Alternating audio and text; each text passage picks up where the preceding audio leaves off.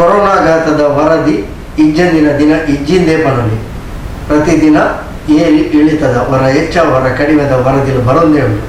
ಅಂಗಾರೆ ಬಯ್ಯಡು ದಕ್ಷಿಣ ಕನ್ನಡ ಜಿಲ್ಲಾ ವರದಿ ಪ್ರಕಾರ ಎನ್ಮ ಜನಕ್ಕೆ ಕೊರೋನಾ ಸೋಂಕು ದೃಢ ಆದದು. ಅಂಚನೆ ICU ಚಿಕಿತ್ಸೆಡಿತಿನ 7 ವರ್ಷ ಪ್ರಾಯದ ಆಂಜು ಮರಣ ಪಡೆದಿದೆ. ಅಂಚನೆ ರಾಜ್ಯಡು SSLC ಪರೀಕ್ಷೆಗೆ ತಯಾರಿಲು ಆವೊಂದೇ ಉಂಟು. ಕ್ಷಣಗಣನೆ ಶುರುವಾದದು. ಕೊರೋನಾಘಾತಕ್ಕೆ ವಿರಾಮ ಪಡೆದೇ ಇಜ್ಜಂದಿ ಲೆಕ್ಕ ಇತ ಕೆಲವು ದಿನಟ್ಟು ತೋಜೊಂದುಂಡು. ಪ್ರತಿದಿನಲ ಏರಿಳಿತದ ವರದಿಲು ಬರೊಂದೇ ಉಂಡು. ಅಂಗಾರೆ ಬಯ್ಯದ ದಕ್ಷಿಣ ಕನ್ನಡ ಜಿಲ್ಲಾ ವರದಿ ಪ್ರಕಾರ ಎನ್ಮ ಜನಕ್ಕೆ ಕೊರೋನಾ ಸೋಂಕು ದೃಢ ಆತಂಡು.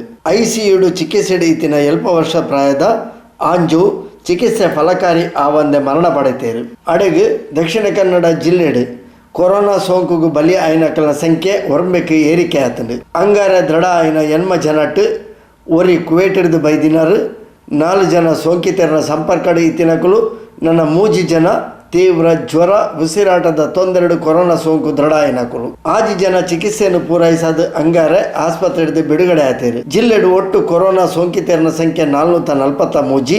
ಇಂದೆಟ್ಟು 180 ಜನ ಇತ್ತೆ ಸಕ್ರಿಯವಾದ ಚಿಕಿತ್ಸೆಡು ಉಳ್ಳೇರು. ರಾಜ್ಯಡು ಅಂಗಾರದ ವರದಿ ಪ್ರಕಾರ 9721 ಜನ ಕೊರೋನಾ ಸೋಂಕಿತರು ಉಳ್ಳೇರು. ಅಂಗಾರೆ ಬೈಯಾಗಿ ರಾಜ್ಯಡು ಒಟ್ಟು 322 ಜನಕ್ಕೆ ಕೊರೋನಾ ಸೋಂಕು ದೃಢ ಆತದೆ. ಏರಿಕೆ ಆವೊಂದು ಪುನಃ ಕೊರೋನಾದ ನಡುಟೆ SSLC ಪರೀಕ್ಷೆಗೆ ಕ್ಷಣಗಣನೆ ಶುರುವಾತದೆ. SSLC ಪರೀಕ್ಷೆಗೆ ಪರ ವಿರೋಧ ಕೆಣುಂದೇ ಉಂಡು.